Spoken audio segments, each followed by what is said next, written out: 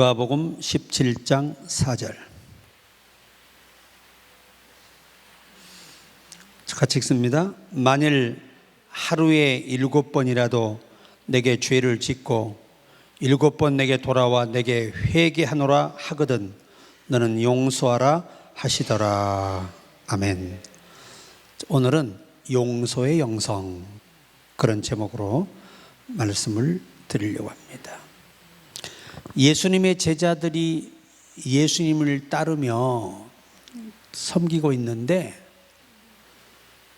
그 당시 전설에 의하면 이 제자들을 시기하고 또 서로 이간시키고 왜곡하는 일들을 누가 했느냐? 유대인들이 한 거예요. 유대 지도자들이 그 예수님과 그 제자들의 그 모든 모임을 다 해체하기 위해서 그런 일들이 빈번했다고 합니다. 너무 마음이 상하고 한두 번이 아니니까 예수님께 궁금했던 거예요. 이렇게 우리에게 피해를 주는데 몇 번까지 용서해야 될까요? 그러니까 예수님이 하루에 7번이라도 내게 와서 죄를 짓고 7번 내게 돌아와 내게 회개하노라 하거든 용서해라. 또 다른 건강복음에서는 70번씩 7번이라도 용서해라. 그 말씀의 의미는 무조건적 용서를 의미하는 거예요. 내가 볼 때 용서하고 싶은 것을 용서해주고 용서하기 싫은 거 용서 안 해주는 그런 용서가 아니라 무조건적 용서. 그 용서를 의미하는 것이 70번씩 7번입니다. 자, 오직 세계 종교들 가운데 기독교만이 하나님의 용서를 우리에게 알려주고 있습니다. 하나님의 용서. 다른 신들은요, 대속이 없어요. 다른 종교는 다 자기 몸으로 죄값을 치루어야, 어떤 종교 의식을 통해서 죄값을 치루어야 용서가 되는 거예요.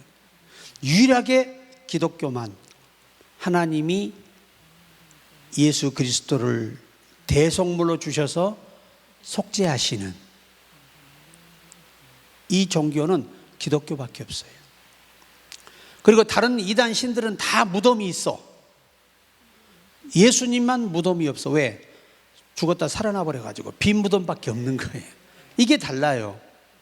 그렇게 자기들이 신적인 존재라고 막 자기를 높이고 부각하고 뭐 죽지 않니 어쩌니 다 했지만 다 죽었네. 안타깝게도 단 한 사람도 살지 못하고. 또 그 신이라는 자들이 병원을 더 잘 가요. 돈도 거액을 써 좋은 병실에 가서. 왜? 신이니까. 근데 그 신도 의사 앞에 꼼짝을 못해. 신이 의사의 말에 복종을 해야 돼. 그러니까 신이 아닌 거죠. 신은 어떤 존재에게 굴복할 수 없는 게 신의 능력이에요. 자, 그래서 이 성경 본문의 예수님은 제자들에게 이 말씀을 전제하시지만 실제적으로는 하나님 아버지께서 예수님을 통해 우리 죄를 사하셨고 우리를 용서하셨기 때문에 너희도 용서하는 게 마땅하다. 이 말씀을 우리에게 제시하는 겁니다. 그래서 우리가 항상 기억할 것은 오직 우리 개신교, 참 복음을 믿는 개신교만이 하나님의 용서가 있는 거예요. 근데 무조건 용서하는 게 아니에요. 자신을 십자가에 매달아 죽여서 용서하는 거예요. 신이 자신을 죽이는 거예요. 그래서 예수님께서 엘리 라마 사박다니 나의 하나님 어찌하여 나를 버리셨나이까. 저 제자들이 날 버렸습니다. 이 백성들이 버렸습니다. 그러지 않아요. 저 바리새인들, 사두개인, 대제사장, 제사장들이 나를 버린 게 아닙니다. 아버지가 나를 버리셨습니다. 그러니까 결국 하나님 자신이 성령을 통하여 몸을 입고 오셔서 자신을 십자가에 매달고 죽으시고 스스로 3일 만에 살아나신 거예요. 이것은 유일하신 신이신 하나님만 가능한 거지, 어떤 천사도 어떤 사람도 이렇게 할 수 있는 사람은 없어요. 그런 이는 이 세상에 아주 존재하지 않습니다. 그래서 죄가 뭐냐? 신구약 성경에 하나님의 요구에 응하지 않고 고의적으로 잘못을 범하는 이것을 죄인으로 묘사합니다. 이게 헬라어의 이제 원 문법이죠. 그러니까 하나님의 요구, 하나님의 기준이 있잖아요. 성경은 뭐죠? 하나님이 세우신 법과 원칙과 기준이에요. 이것을 벗어나면 바로 뭐가 되는 거죠? 죄가 되는 겁니다. 이것이 없었더라면 죄가 죄인 줄 몰라요. 율법이 오지 않았더라면 죄가 죄인 줄 모릅니다. 여러분, 노아 홍수 시대의 사람들, 이전 사람들 율법이 있었어요, 없었어요? 없었어요. 그래서 예수님께서 율법이 있고 없고가 천국과 지옥을 가르는 게 아니에요. 언약의 메시아를 믿어서 가는 거예요. 그래서 아브라함 시대에 율법이 없으면 아브라함도 뭘 믿어서? 오실 메시아를 믿음으로 그가 구원받고 의로 여기심을 받은 거예요. 그래서 예수님이 십자가에 달리신 첫날 무덤에 내려가시고 그 무덤에 내려가서 노아 홍수 이전의 사람들에게 자신을 보이셨어요. 너희가 여호와 하나님께 제물을 드린 그 번제물이 나라는 겁니다. 그렇게 너희가 나를 믿고 구원을 얻으려면 번제에 동참하라고 호소했지만 그들은 따르지 않았어요. 이게 뭘 의미? 하나님은 공의로우시잖아. 그래서 분명한 사실을 그들에게 알려주었다는 걸 증언하시는 거예요. 그 안에는 어마어마한 창세, 노아 홍수 이전의 사람들의 지옥가 있잖아요. 전부 다 거기 다 있어요. 거기 가셔서 한 번에 보이신 거예요. 너희 조상들이 그렇게 너희들에게 가르쳤던 그 메시아가 바로 나 예수였다는 겁니다. 왜 그 예언을 믿지 않았냐라고 하시는 거예요. 뭐 그들을 용서해주고 구원해주러 가신 게 아니에요. 한 번씩 지옥에 떨어지면 올 수 없어요. 갈 수도 올 수도 없는 겁니다. 자, 그래서 하나님의 용서는 얼마나 위대하시냐. 자신을 십자가에 못 박아서 죽여서 3일 만에 부활 승리하시고 성령으로 우리 안에 오셔서 우리로 구원의 보증을 삼으시고 보증으로 쓰신 거예요. 구원의 보증. 이게 뭐죠? 우리 힘으로 안 되니까 성령이 도우심으로 구원에 이르게 하는 거예요. 그러니까 성령이 오시니까 예수가 믿어지는 거 아니에요. 정말 우리 행복한 사람들이에요. 하나님의 용서를, 무조건적 용서를 받은 겁니다. 그래, 이 무조건적 용서를 놓고 예수님이 친히 비유하신 게 1만 달란트 빚진 자예요. 1만 달란트. 여러분, 하루 1달란트가 한 사람 20년 품삯인데, 그러면 우리 김쌤 같은 경우는 많이 받을 때 25만 원, 30만 원 받을 때가 있는데, 그러면 하루 품삯 하루 품삯이 30만 원 잡으면 20년 품삯이 돈이 얼마예요 도대체? 이것이 만 달란트 갚을 수 있어요, 없어요? 이건 인간의 이성과 계산과 상식으로는 불가능한 거예요. 그런데 임금의 능력이 뭐예요? 왕의 권한이 뭡니까? 내가 탕감해주면 빚이 없어지는 거예요. 그러니까 이 비유가 뭐냐면, 우리가 어떤 것을 해서 조건을 붙여서 용서가 되는 게 아니라 하나님이 창조주 만왕의 왕으로서 일방적으로 선언하신 거예요. 네 죄를 내가 다 사했다. 그래서 하나님은, 의로운 예수님은 재판장이시라 그래요. 심판날에 의로운 재판장이신 주께서 너희를 심판하실 것이다. 하나님은 자기 스스로 자기를 우리에게 내주신 거예요. 그렇게까지 해놓으시고 우리에게 하시는 말씀이 우리도 용서하라는 겁니다. 용서하라는 거죠. 용서 안 하면 나도 너희 죄를 안 사해 줄 거야. 죄가 안 사해지면 어떻게 돼요? 천국 갈 수 있나요? 불가능합니다. 어떤 분들은 뭐 형제를 사랑함으로 사망에서 옮겼다 그러니까 이 성경 이해를 잘 못해가지고 그게 천당 가는 걸로 알아. 형제 사랑하면. 그건 행위에 불과한 거예요. 구원은 믿음으로 가는 것입니다. 예수 그리스도의 속죄로 가는 거예요. 누구를 사랑해서 가고 누구를 미워해서 못 가는 게 아니에요. 하나님이 일방적으로 탕감하셔서 갈 수 있는 거예요. 그래 역대하 7장 14절에 내 이름으로 일컫는 내 백성이 그들의 악한 길에서 떠나 스스로 낮추고 기도하여 내 얼굴을 찾으면 내가 하늘에서 듣고 그들의 죄를 사하고 그들의 땅을 고칠지라. 하나님은 회개하면 고쳐주세요. 용서해 주세요. 어디까지 용서하느냐? 아예 잊어버려. 우리의 죄를 잊어버려요. 아예. 그러니까 똑같이 대할 의인처럼 우리를 의인으로 대해 주시는 거예요. 그러니까 예수 이름으로 기도가 응답되죠. 히브리서 7장 27절에 저 대사장들이 먼저 자기 죄를 위하고 다음에 백성의 죄를 위하여 날마다 제사 드리는 것과 같이 할 필요가 없으니 이는 저가 단번에 자기를 드려 이루셨음이니라.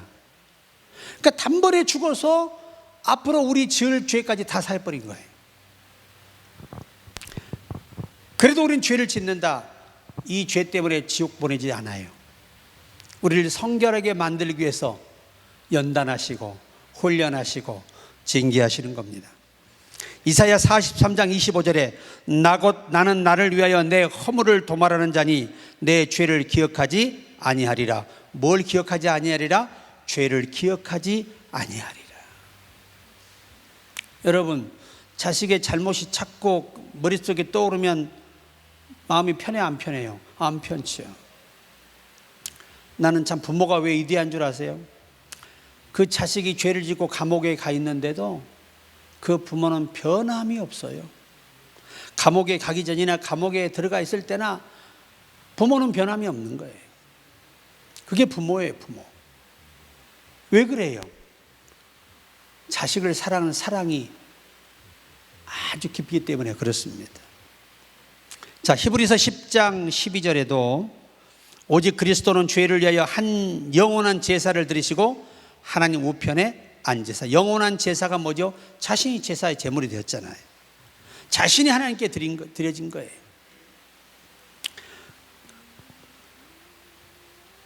고린도전서 15장 3절에 내가 받은 것을 먼저 너희에게 전하여 노니 이는 성경대로 그리스도께서 우리 죄를 위하여 죽으시고.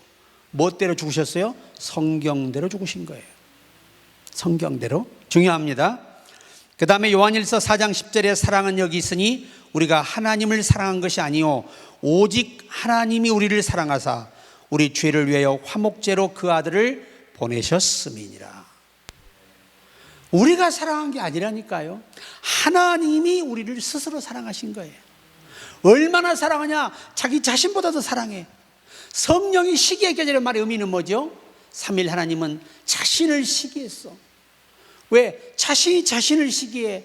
어떻게 창조주가 창조물을 더 사랑하냐 그 말이에요. 그렇게 사랑의 깊이가 컸다는 얘기입니다. 두 번째는 이제 사람의 용서입니다. 사람의 용서. 사람은 어떻게 어디까지 용서할 것이냐라고 하는 거죠. 고린도후서 2장 10절에 너희가 무슨 일이든지 누구를 용서하면 나도 그리하고 내가 만일 용서한 일이 있으면 용서한 그것은 너희를 위하여 그리스도 앞에서 한 것이니. 누구 앞에서? 요 그리스도 앞에서 했다는 말의 의미가 뭐냐? 그리스도가 앞서 본을 보이신 것처럼 너희도 진짜 그리스도를 본받는 것이다 그 말이에요. 이 원어로 표현을 하면. 그 다음 마태복음 6장 14절 15절에도 너희가 사람의 잘못을 용서하면 너희 하늘 아버지께서도 너희 잘못을 용서하시려니와 너희가 사람의 잘못을 용서하지 아니하면 너희 아버지께서 너희 잘못을 용서하지 아니하시리라. 그러니까 제가 한번 얘기한 적 있잖아요. 우리 속에 쓴뿌리가 있습니다. 인간은 아주 나쁜 거예요. 우리 영혼을 아주 공고하게 만들어요. 침체에 빠뜨리고. 제가 젊어서 청년 때 아주 우리나라에 유명한 부흥사가 왔어요. 얼마나 은혜를 받았어. 그런데 내가 열차를 타고 서울로 오게 됐는데 그때는 열차가 고속이 없었잖아요. 완행열차 타고 오는데 때마침 내가 칸을 이동하여 자리를 찾고 있는데 그 목사님이 열차에 타 계신 거예요. 그래서 극진히 인사를 하고 목사님 많이 은혜 받았습니다 그랬더니 고개를 싹 돌려버려. 그래서 그 받은 은혜가 어디 갔을까? 은혜는커녕 상처가 남아버린 거예요. 그렇게 은혜 받고 존경했는데 20년이 흘렀습니다. 제가 목사가 됐잖아요. 부흥사로 막 한참 귀신적으로 병 고치는 막 소문이 전국에 퍼지다 보니까 그때 전화가 왔어요. 근데 바로 그분이야. 전화 온 분이 나 누굽니다. 다음 내년 1월에 우리 교회 신년 집회 좀 해주세요 그러는데 그 목소리를 듣는 순간 다 잊어버린 줄 알았고 용서한 줄 알았는데 그 목소리를 듣는 순간 주마등처럼 그때 일이 떠올라가지고 죄송합니다 스케줄이 꽉 차 있습니다 그래 버렸어. 그리고 내가 돌아와서 강단에서 기도하는데 그렇게 주님이 날 책망해요. 네가 진짜 중심으로 용서하지 아니하면 사단은 내 속에 상처를 영원히 남겨놓고 너를 파괴시킬 거라는 거예요. 그리고 나서 이제 기도하면서 그분을 위해 기도하기 시작하니까 용서가 지금은 아예 그게 이제 추억이지 상처가 아니에요. 뭐라고? 추억이지 상처가 아니에요. 이게 달라. 추억과 상처는 달라. 상처는 아픔의 기억이지만 추억은 좋은 것만 생각하고 남겨놓는 거예요. 하나님이 그렇게 나를 바꿔주시더라고. 그렇지 않으면 어떻게 해요? 목회하다 보면 교회 안에서 문제 일으키고 속썩인 사람이 얼마나 많겠어요. 그거 다 생각하면 어떻게 목회합니까? 진작 돌아섰겠지. 그런데 다 하나님이 추억으로 만들어 주셔. 좋은 것만 생각하도록 만들어 주셔. 그러니까 이제 상처가 없어지는 거예요. 내 안에서. 용서가 자동으로 돼버리잖아요. 그래 다시 밤새 회개하고 전화를 드렸어요. 목사님 제가 스케줄을 바꿔서 가겠습니다. 할렐루야 감사하대. 방배동에 있는 교회거든요. 그래 가서 은혜를 막 끼쳤는데 제가 그때 그 목사님께 얘기를 했어요.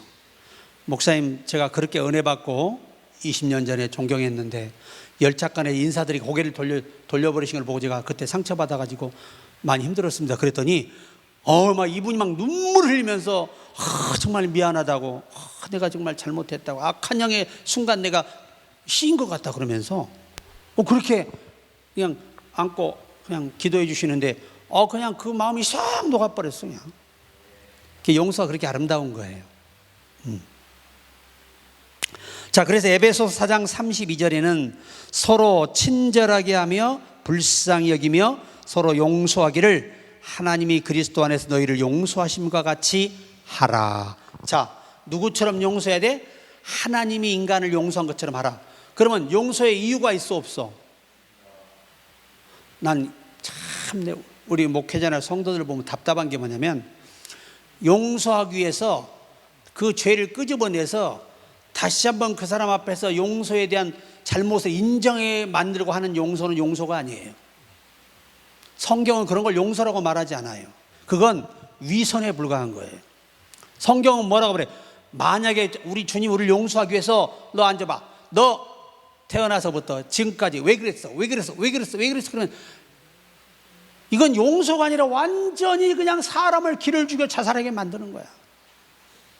그래서 십자가의 용서는 묻지도 따지지도 않고 바라지도 않고 일방적으로 용서하시는 거예요. 그게 용서예요. 기독교예요. 세상에서 용서는 그게 아니야. 용서를 빌면 상처가 나? 천만의 말씀. 기억은 지워지지 않아. 믿음으로 그걸 극복해내지 않은 방법이 없는 거예요. 그러니까 우리가 은혜 충만할 때는 다 용서가 돼. 은혜 떨어지면 개뿔 그냥 막 들이받는 거야. 이판사판으로.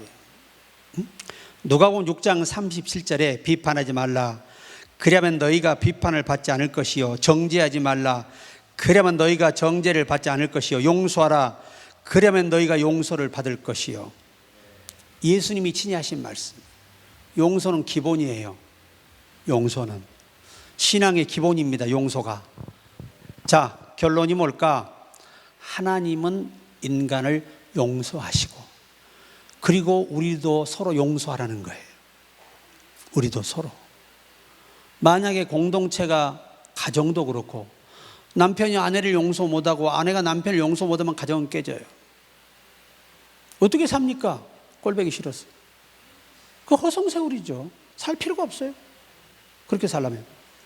옛날 엄마들은 시집가면 뭐라 그래요? 그 집 죽어서 뭐가 되라고? 귀신 되라 그래가지고요, 한 번 시집가면요, 이건 친정에 그 집 버리고 돌아온다는 불가능했어요. 왜? 맞아 죽습니다, 아버지한테. 옛날엔 그래서 그렇게 힘들고 고통스러워도요, 그 가정 지키려고 버텼어요. 지금의 이 문화는 이 사탄의 문화지 하나님의 정서적 문화가 아니에요, 사실. 옛날엔 우리 어머니 때문에 그랬다니까요. 친정을 갈 엄두를 못 내는 거야. 왜? 가서 맞아 죽으니까. 그리고 집에도 들어오지도 못하게 하고요, 그냥 그 문전박대라고 그러잖아요. 그냥 거기다 내쫓아요. 거기가 죽으라고 가서. 우리 어머니가 그래서 왔잖아요. 왜 갔다가 바로 돌아서 쫓겨왔어요. 왜? 갈 데가 없어, 옛날에는. 지금은 여러분 얼마나 갈 데가 많아. 찜질방도 있고, 조금 불리하면 기도원 가 있을 수도 있고, 얼마나 좋아요. 옛날엔 그런 게 없었잖아요. 그것이 다 좋은 것만은 아니죠. 그러나 그만큼 옛날 분들은 엄한 교육 속에 자랐다는 얘기예요. 우리 어머니가 이 10자녀를 낳고 넷을 먼저 보내셨잖아요. 저는 예수 믿기 전에 왜 담배를 피는지 이해를 못했어요. 근데 조금 내가 커서 우리 어머니 친구분이 하는 말에, 너희 엄마는 가슴에 넷이나 자식을 묻었지 않냐, 그 화병이 사람의 힘으로 견디겠냐, 그래서 담배를 피셨던 거예요. 근데 예수 믿고 은혜 받으시니까 딱 끊어버려. 우리 아버지는 얼마나 독한 분이냐, 딱 소주 대병 몇 개 남은 거, 봉초 담배 있어요, 싹 갖다 불터 깨버리고, 내가 지금부터 먹지 않는다, 그날부터 한 잔도 드시지 않았어요. 한 대도 피질 않았어요. 그렇게 의지가 강한 분이었어요. 지금 생각하면 정말 요즘 젊은 애들이 담배 하나 못 끊어가지고 이상한 가짜 담배 첫 빨고, 그 얼마나 그 참 의지가 약하고, 왜? 강하게 크지 못해서 그래요. 저는 술 유혹이 없었겠어요? 우리 아버지가 술 고르는데 DNA가 어디 가요? 담배 골초인데. 왜 안 먹었느냐? 어려서 내가 결심을 했잖아요. 내 동생 앞에서 내가 맹세한다, 이 형은 죽을 때까지 술 담배는 먹지 않는다. 그리고 안 먹은 거예요. 그러니까 좀 커서 좀 떨어져 있으니까 동생이 한번 물어요. 형 한잔 했지? 진짜 술은 딱 술이라고 먹으면 포도주밖에 없어요. 여기서 성찬상에서 포도주. 여러분 오늘 꼭 기억하세요. 하나님 우리를 용서하셨고 우리도 용서하는데, 따지지도 말고 묻지도 말고 용서하는 게 십자가의 용서예요. 그게 진정한 예수님이 가르치는 용서입니다. 그래서 정말 용서에 힘 있는 사람은 절대 사람을 잃지 않아요.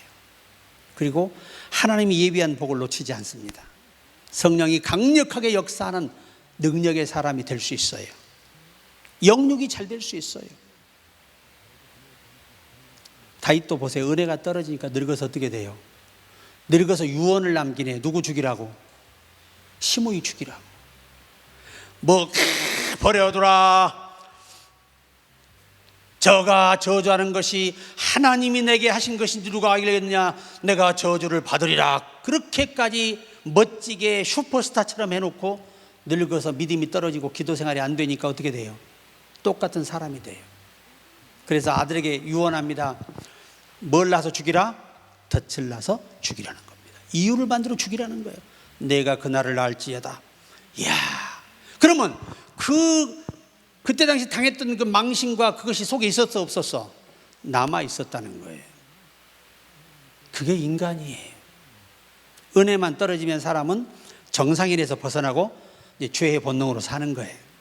그래서 날마다 은혜 받고 성령 충만하기를 힘써야 나도 여러분도 용서할 수 있는 마음이 생기고 용서를 잃을 것을 잃지 않고 다 유지하며 지키며 우리는 살아갈 줄로 믿습니다.